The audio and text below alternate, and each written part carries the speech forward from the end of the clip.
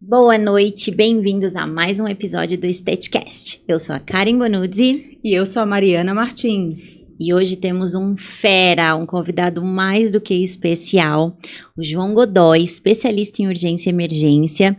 Seja muito bem-vindo, Godoy. Muito obrigado. Seja bem-vindo. Então, hoje nós vamos falar sobre algo que vai muito além da estética, que é a importância dos cuidados em emergência e como isso que vai impactar na área da estética também, né? Então, para iniciar, Godoy, conta um pouquinho da tua trajetória na área da emergência e como você se tornou CEO de uma escola de bombeiros, porque a gente não conseguiu ler o currículo dele inteiro, porque senão a gente ia ficar 1 hora do podcast só. Esquece, gente, não tem como. Ele é mais do que especialista do especialista, e não dá, o currículo dele tem 5 páginas. Às vezes tem alguma coisinha, mas vamos dar uma abreviada aqui. Muito humilde. Vamos lá. Bom, na verdade, eu não tinha nada a ver com a área, nunca tive relação nenhuma com a profissão, vim de uma família muito humilde, e por incrível que pareça, assim, de um trabalho completamente diferente, eu era ajudante de pedreiro. Nossa. E aí, minha filha nasceu, eu dependi daquele trabalho, então eu fui procurar alguns cursos que pudessem me trazer uma qualificação profissional. Aí eu fiz o curso de bombeiro, fui trabalhar, fui me aperfeiçoando, fiz o técnico de segurança do trabalho, fiz enfermagem, trabalhei na Petrobras, fui chefe de bombeiro na Petrobras, trabalhei com o Rafa, e fiz a pós-graduação de urgência e emergência. Meu primeiro trabalho como enfermeiro foi no Autódromo de Interlagos. Depois eu fui para o resgate rodoviário, onde é muito pesado, diríamos assim, pela característica dos acidentes, são acidentes extremamente graves, Sim. né? E a gente fazia o suporte avançado. O que é o suporte avançado? É uma equipe com médico e enfermeiro que a gente faz toda a intervenção de uma sala de emergência no asfalto. Então, se a gente tiver que fazer uma toracotomia, se a gente tiver que fazer uma cricotiroidectomia, uma punção de tórax, né? Enfim, alguns procedimentos que a gente tem que fazer que não dá tempo de chegar no hospital, que esse é um cuidado emergencial. E depois eu fui trabalhar no aeromédico, a qual eu tô até hoje. Né? Hoje eu fui coordenador da equipe de São Paulo, do aeroporto de Congonhas, Brasil Vida Táxi Aéreo. É a maior empresa aeromédica da América do Sul. São mais de 22 aeronaves em operações. São 7 bases no Brasil inteiro, voando para 5 continentes. Então, na pandemia, nós voamos basicamente 4 milhões de quilômetros. Nossa. Uau! 32 países, quase 3 mil pacientes na Covid removi. Eu não parei em casa praticamente. E eu faço consultoria e treinamento para plantas de alto risco. Né? São indústrias grandes, onde tem petróleo, tem siderurgia, metalurgia, empresas grandes que têm um risco de ocorrer acidentes que são complexos e pode envolver muitas pessoas. Então a gente faz essa consultoria de prevenção e emergência. E assim, a minha paixão hoje é o incêndio florestal. Eu percorro alguns países e alguns estados aí participando e ministrando treinamento de combate a incêndio florestal. Ativamente, né? E a escola hoje, você dá treinamentos também ali dentro da escola? Hoje é um centro de treinamento em emergência. Nós capacitamos profissionais de saúde e outros profissionais que não são da saúde, mas são da área de incêndio, explosão, emergência envolvendo produtos perigosos e primeiros socorros, né?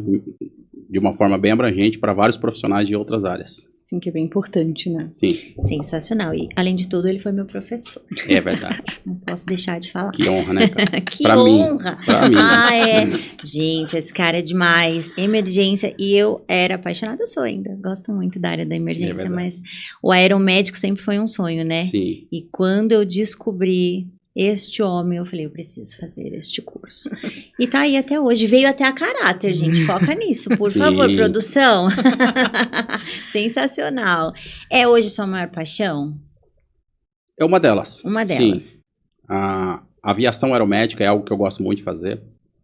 A gente tem feito muitos outros países, né? Então você acaba identificando cultura diferente do atendimento, Sim. os cuidados diferentes com o paciente. Né? Entre outras coisas, mas o incêndio florestal é algo que eu hoje tenho me dedicado muito. Primeiro pela preocupação em proteger o planeta, Sim. que é um problema mundial que nós temos, gerando gases nocivos aí para o né, para a atmosfera, e a gente precisa acelerar na questão de proteção do meio ambiente, que a gente está muito defasado e atrasado. Então, essa é uma contribuição minha. Eu faço um trabalho também voluntário, com 120 combatentes florestais, Uau. Nossa. todos treinados e preparados, inclusive alguns deles treinados pelos bombeiros da Califórnia, que são a referência, né, no mundo em incêndio florestal. Eles estão tendo agora um grande desafio lá. Sim. E em maio eu estou indo para lá, para, em conjunto com eles, entender como é que foi feito esse trabalho que eles estão passando agora, quais foram as lições aprendidas, né? Uau. E aí a gente vai disseminando aí para outros países, para outros estados. Nossa. E é bem Sensacional, importante, né? muito. Bom, puxando um pouco a sardinha agora para o nosso lado, na área da estética, né? Já que você é o cara na emergência, conta para nós hoje, nesse meio, o que você acha mais importante?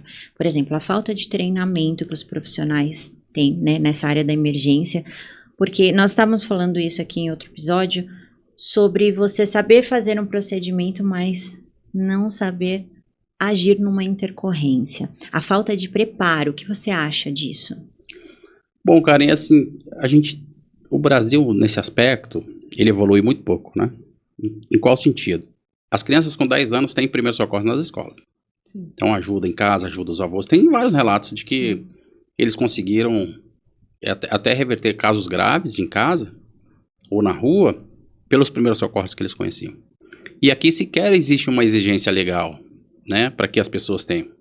Então, é fundamental. Então, por exemplo, você, no seu consultório, eu sei que eu estaria mais tranquilo, porque além de você saber o procedimento, você é uma enfermeira. Não, obrigada. Né? Mas quantos desses são enfermeiros? Né? Quantos desses conhecem?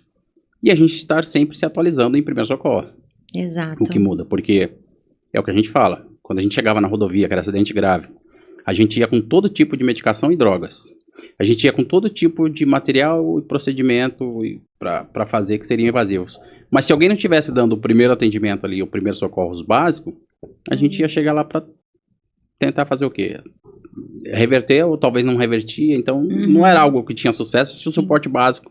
O que é o suporte básico? Aquele primeiro atendimento que é feito por uma pessoa que tem um treinamento. Muitas vezes um leigo, né? Um leigo.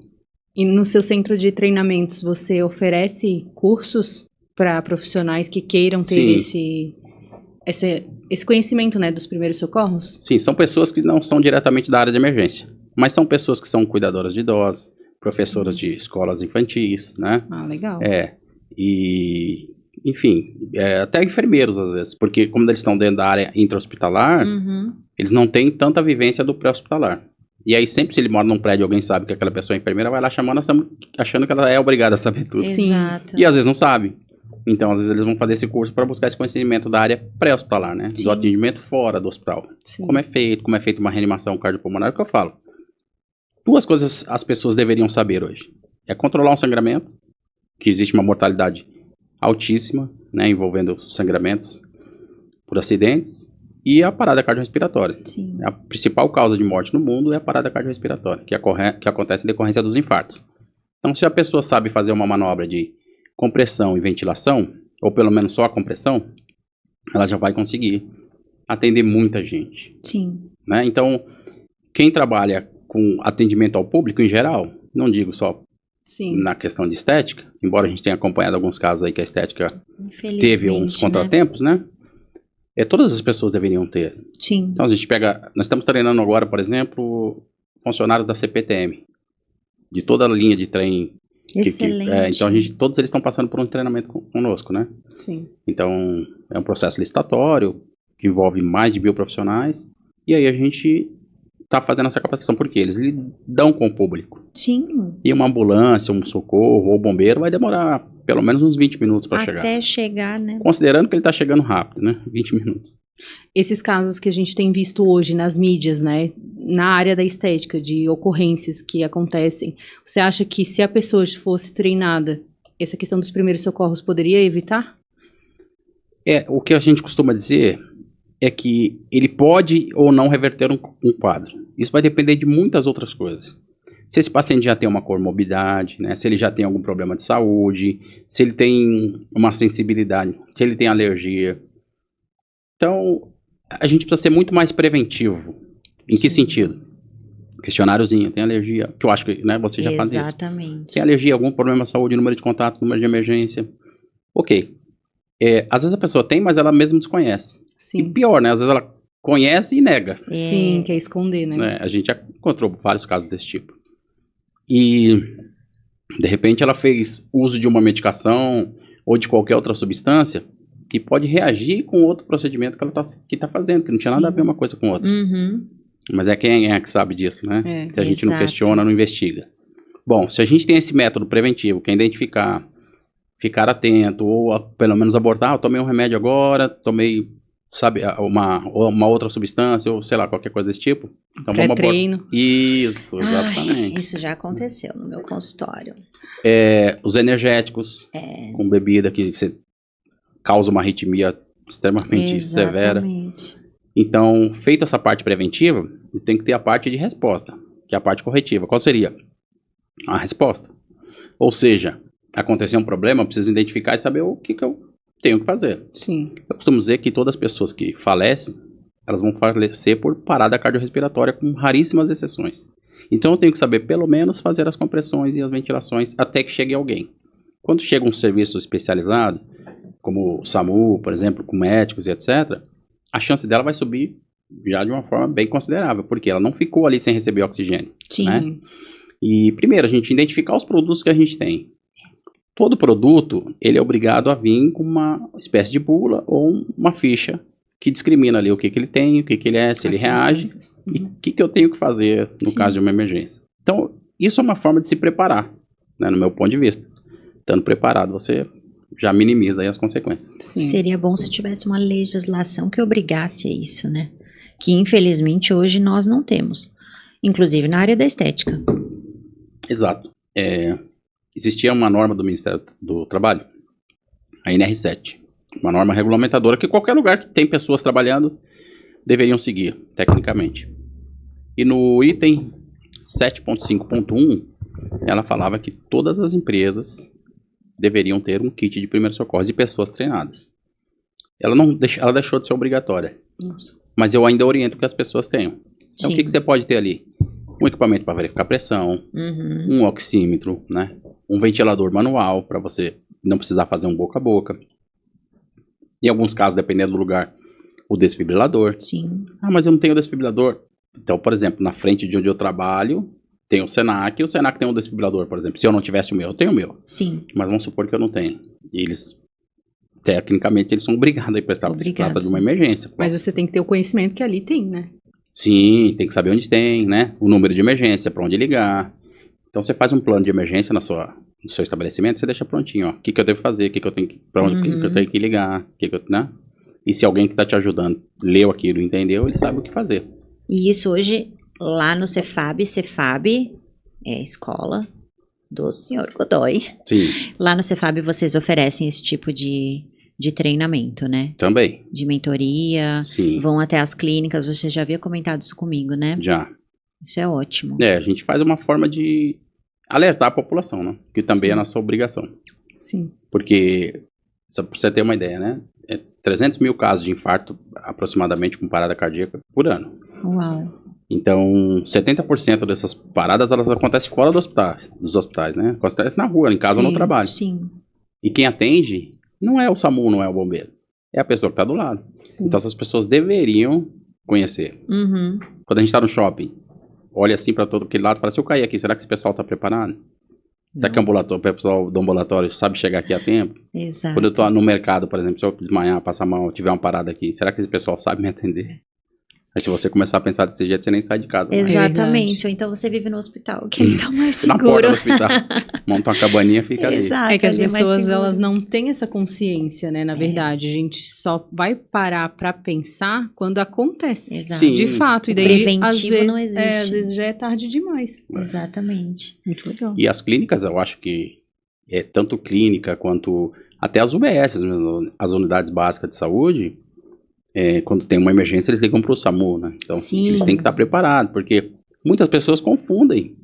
O cara passa mal ali é o último lugar que ele deveria ir. Ele deveria ir Exato. para uma UPA, por exemplo. Sim. Mas ele confunde, ele vê o pessoal de branco, ele vai lá, ele tem um infarto, ele cai lá dentro, Precisa ver se essas pessoas têm conhecimento de começar a fazer uma reanimação, coisa parecida. Né? Tem um treinamento É pra que não isso. adianta o SAMU chegar e ninguém fez nada, né? Então você perdeu muito tempo de cérebro ali. Exato. Até o SAMU chegar, e estamos falando de São Paulo, né? É. Uma megalópole, onde, Uhum. coitado do SAMU, tem que atender todo mundo. E trânsito, Trânsito E trote. infernal. 30% das ligações são trotes. Gente, isso Nossa. ainda acontece. Ainda acontece. Então você imagina que ele está indo para um... Ele deveria estar indo para um atendimento real, ele está indo para um trote, e aí quando chama para o atendimento real, ele está lá do outro lado, atendendo uma Nossa. ligação que não existia. É um absurdo isso. Consciência, né? Mas... Cultura. É cultura. E falando em cultura, por exemplo, aqui comparado a outros países, você que viaja tanto, que tem essa questão do aeromédico, o Brasil está muito atrás ainda, né? Uns 45 anos mais ou menos Oh, atrasado. meu Deus, pouco tempo, né? Porque essa cultura, infelizmente, isso para mudar precisa de muito. Precisa. Principalmente incentivo, né? As pessoas terem aquela consciência de que existem prioridades, que a vida é prioridade. Exato. Não fazer mau serviço, uso do serviço público, né? Sim. Tipo, ligar para o bombeiro, para o SAMU de uma forma equivocada, ou com brincadeira ou com trote, ou infelizmente tem gente que liga para o SAMU para ir para consulta médica, Nossa. achando que... Então eles confundem o Uber com a ambulância de emergência. Meu né? Deus Meu do Deus. céu, ainda existe. É Sim, a inacreditável. bolsinha pronta, assim, tô em consulta, tá hora. Ai, Vem me inacreditável. buscar. Desse jeito. E você, nessa trajetória toda, tem algum caso que mais te marcou? Nossa, tem vários. Conta pra De gente. emergência. Conta que eu adoro essas histórias. Bom, tem vários. Então vamos lá, você quer aéreo ou terrestre? Escolha. Vai, vamos de aéreo primeiro. Bom, de aéreo a gente... Sabe-se que a aviação ela é segura. Sim. É o segundo maior... É o segundo mais seguro transporte do mundo, perdendo apenas para o elevador. E... Só que a aviação executiva... O que é a aviação executiva? A aviação que ela está fora da linha comercial, né? Uhum. Ela tem uma incidência um pouquinho maior de se envolver em algo assim, como é que eu posso falar? Diferente da rotina, Certo. tá? Que pode gerar ou não um incidente. Uhum. O Lito, que é um especialista que ele fala muito em aviação, ele falou algo em torno de 18.000% da chance de um acidente acontecer na aviação executiva, do que a aviação comercial, que Sim. é essas linhas grandes que a gente vê. E a gente que voa muito, né? Hoje eu já não voo tanto. Eu queria até mandar um abraço para o meu chefe, o Ramon. Por favor. Né, que me autorizou a estar aqui. Obrigada, Ramon. Então, eu fico à disposição dele para fazer alguns voos internacionais ou alguns voos que ele achar Sim. que é característica da minha competência. Então, ele me Uhum. coloca em alguns aí. E a gente sempre está voando em condições nem sempre favoráveis, né? Então, no calor é mais difícil para voar, por incrível que pareça. Ó. Porque você tem que diminuir a quantidade de combustível e peso da aeronave. Porque quando tá calor, um clima Sim. mais quente, a densidade do ar ela é mais leve. Sim. E o avião não tem muita sustentação. No frio ele já se comporta melhor, né? Então tem essas influências. E uma vez a gente estava indo para... Isso não era ainda pela Brasil Vida, estava numa empresa anterior de aviação. E a gente foi buscar um paciente no Acre. Muito longe. E o avião conseguia fazer direto esse roteiro, né? Porque normalmente, por segurança, a gente para, abastece e continua. Porque é um Certo. voo longo. E os pilotos muito experientes, a maioria vem da Força Aérea, piloto de caça, então os caras são bons. E aí o comandante chamou a gente, falou pra mim, pro médico, ó, tudo pronto, estamos vendo a rota aqui, o tempo limpo, tá tudo tranquilo. Tempo de voo aí mais ou menos uns 3h40, 3h50. Dá pra fazer direto, nós estamos com o Lear, ele tem um tipo tanque, né? Uma reserva Sim. de um outro tanque que fica na asa. Ah, tranquilo, comandante. Então vambora, não vai parar pra abastecer, vambora. E a gente vai, enquanto isso é um voo longo, eu vou verificando todo o material que eu preciso, que eu vou usar, né? O médico vê a bolsa dele, eu vejo a minha, material, vou separando, conferindo lá o relatório, conferindo o prontuário do paciente, vendo como é que tá o quadro, aquela coisa toda. E a gente chegando, a gente já estava sobrevoando a Amazônia, floresta amazônica, e começou a chuva, né? Essas regiões são muito estáveis, a chuva assim aparece do nada. Do nada. E na hora que você não quer, inclusive, né? Tipo, um momento que você menos espera. E aí começou uma chuva muito forte, a gente já estava se aproximando, né? A gente estava no procedimento de descida, de aproximação. quando chegou próximo do aeroporto do Acre, né, de Rio Branco, ele tentava se aproximar da pista e aí ele não conseguia. E aí eu vi a pista passando desse lado. Aí ele não arremetia, né? Ele subia o avião de novo mais um pouco, tentava e eu via a pista do lado direito. Uma hora eu via ela do lado esquerdo. E esse é o momento de voo, mau tempo, que os pilotos estão concentrados e eu não costumo ir falar com eles, eu deixo eles à vontade. Só que eu vi que permanecia nisso e aí eu comecei a ver assim, tipo, um pouco mais de tensão na cabine.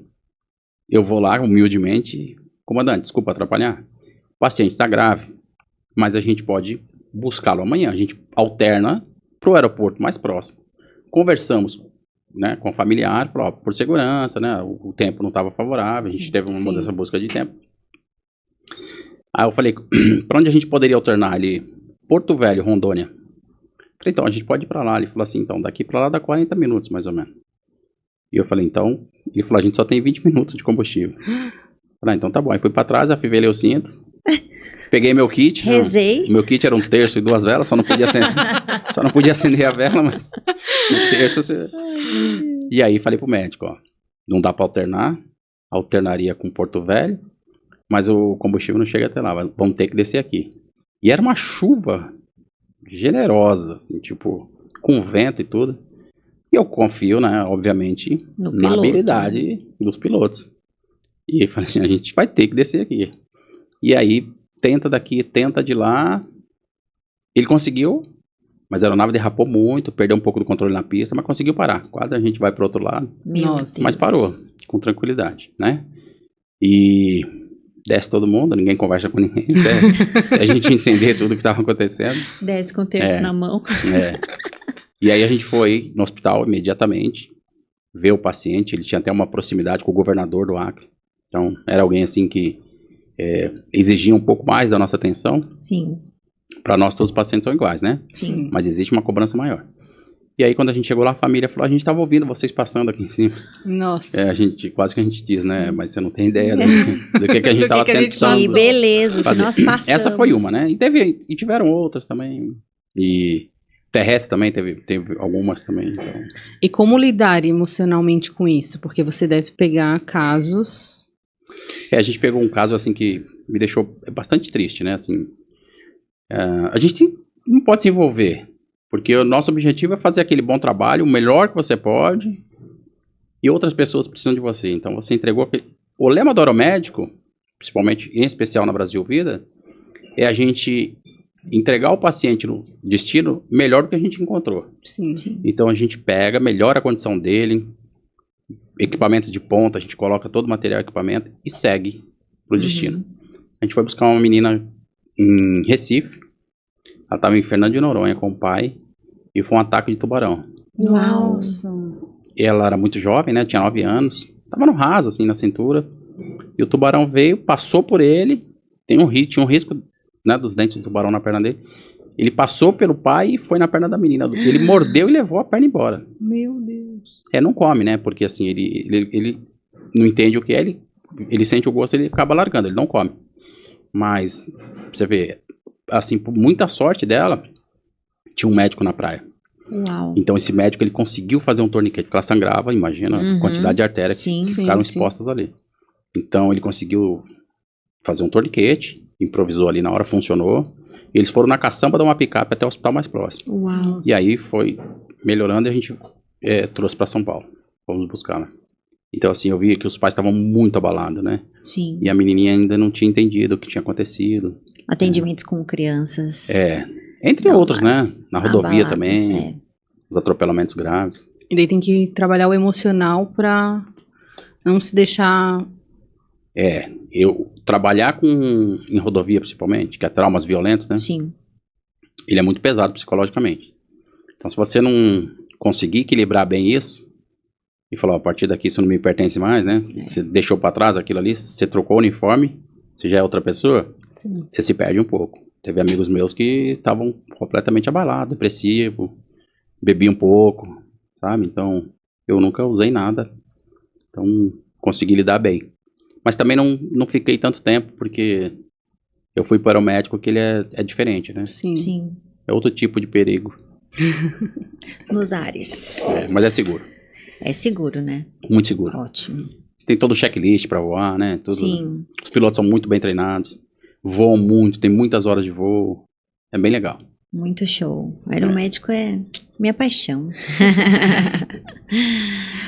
E na tua visão, Godoy, como que a preparação em emergência pode impactar, agora, né, voltando para a área da estética, a confiança dos pacientes em uma clínica? Como você falou, né, no início da nossa conversa, eu me sentiria mais seguro fazendo o procedimento com a Karen, sabendo que ela é enfermeira e tudo mais, mas como tu achas que isso pode impactar para os outros, né? Eu vou contar uma coisa para vocês bem interessante. Conta. A gente foi dar um treinamento numa escola de educação infantil, fica no Morumbi.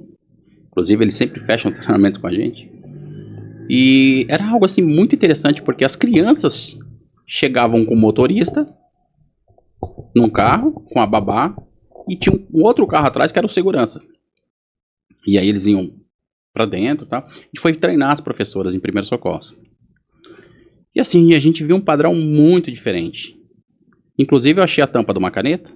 A gente aplica a prova para eles no final. Eu falei, moça, ó, achei essa tampa da caneta. Ele falou, essa aqui não é nossa, é de vocês. Eu falei, como é que você sabe que é minha? Tudo bem que eu tenho caneta. Ela falou, porque aqui é proibido entrar tampa de caneta ou caneta com tampa. Que é justamente para as crianças. Não engolir. Embaixo de cada berço, você tinha um angel care. Se a criança parar de respirar, ele aciona. E você sabe exatamente qual berço que ela tá. Nossa. É muito interessante assim, os cuidados que eles tinham. E o que eles fizeram? Todo o treinamento que a gente deu, eles pegaram as fotos dos treinamentos e colocaram na parede. Assim. Então, quando os pais entram, já vê as professoras treinando na foto. Excelente. Quando a gente vai no restaurante, né, o hábito das pessoas é reconhecer assim, a higiene do local pelo banheiro, é o que dizem, né? Uhum. E quando eu vou em um lugar, com o meu hábito de segurança, eu olho o quê? Se tem extintor, se tem ali um documento que fala que tiveram treinado em primeiro socorro, que aquele local, eu já me sinto seguro. Sim. Então eu vejo que a pessoa ali tem uma preocupação. Então a minha dica, né, que fica aqui também uma sugestão, é que além do treinamento, isso fique ali na clínica, exposto, né? É, porque qualquer lugar que a gente vai, a gente se preocupa. Se eu for no dentista, por exemplo, eu fico preocupado, né? Falo, poxa vida, se eu tenho uma reação alérgica aqui, se eu tenho algum outro problema, né?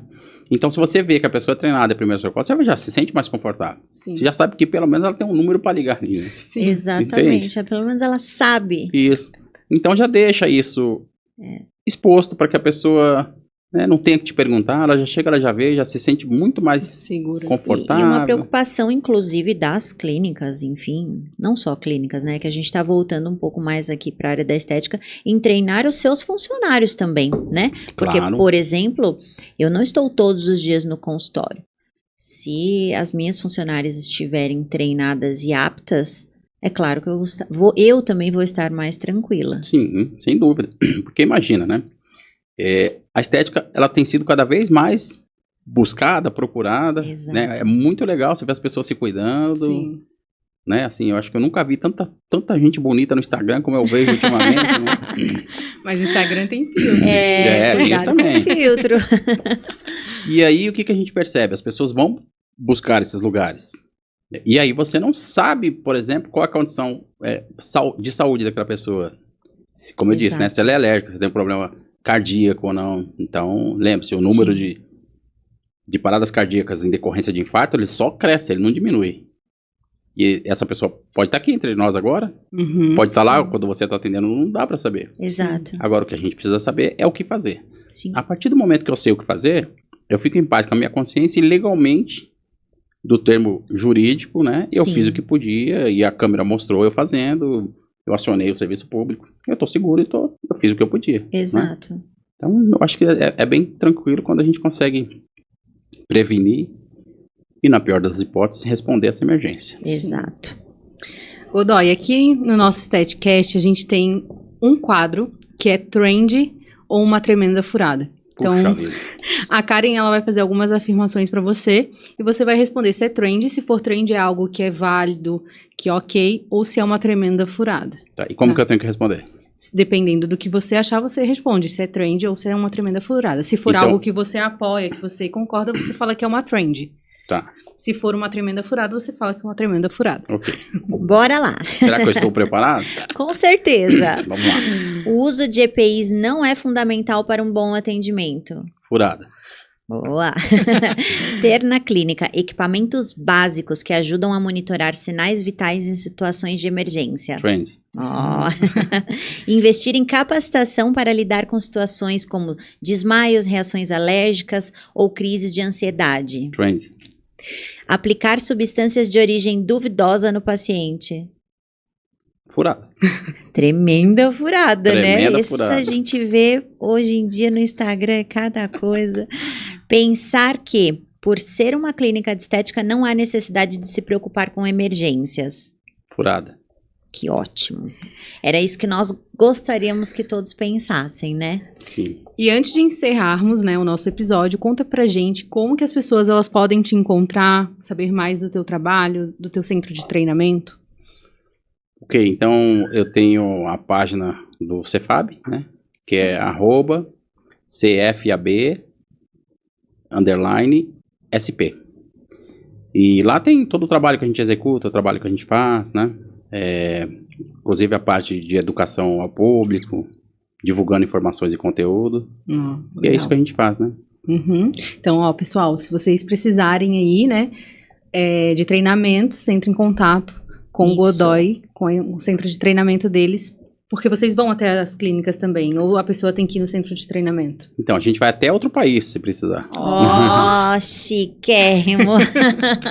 Tem trabalhos que a gente sai para fazer fora, né? Isso Nossa, que aí. legal. E bom, se todos pensassem dessa maneira, gente, evitaríamos muitas coisas, né?